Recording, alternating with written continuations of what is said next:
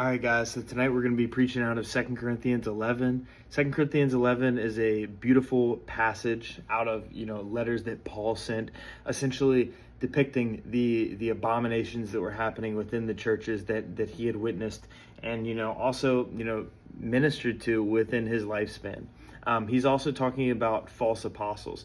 So specifically people who go out and try and, plant churches and, plant ideologies within society that are false, don't represent Christ and don't represent things that Christ stood for. So this is chapter 11. It says, "I hope you will put up with a little more of my foolishness. Please bear with me." So Paul understands that, the people are mocking him. He's kind of being sarcastic here. He says, "For I am jealous for you with the jealousy of God himself."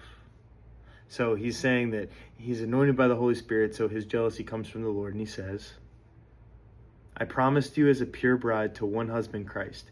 But I fear that somehow your pure and undivided devotion to Christ will be corrupted, just as Eve was deceived by the cunning ways of the serpent." So he's saying that the bridegroom that Christ has tried to solidify within the new covenant will be corrupted, and it will be corrupted the same way that Eve was corrupted in the garden, saying, "Oh, you surely won't die." If you take it like you're learning knowledge that you're supposed to learn, God just doesn't want you to know.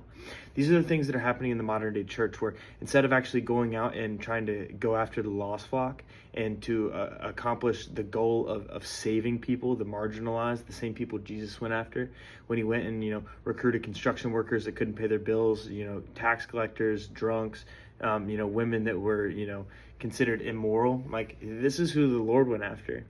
And if we look at modern day society, I mean, it's very religious, a lot of structures of who's the most elite, and this is broken. And the reason I believe that this is broken is because it is the opposite of Christ. It says that you will be deceived the same way Eve was deceived. So they've set up these structures where they're preaching like this knowledge and this theology that is passed down from generation to generation as something that's man-made. It's a perception of this book that's self-servient.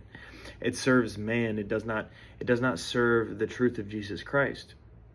It says you happily put up with whatever anyone tells you.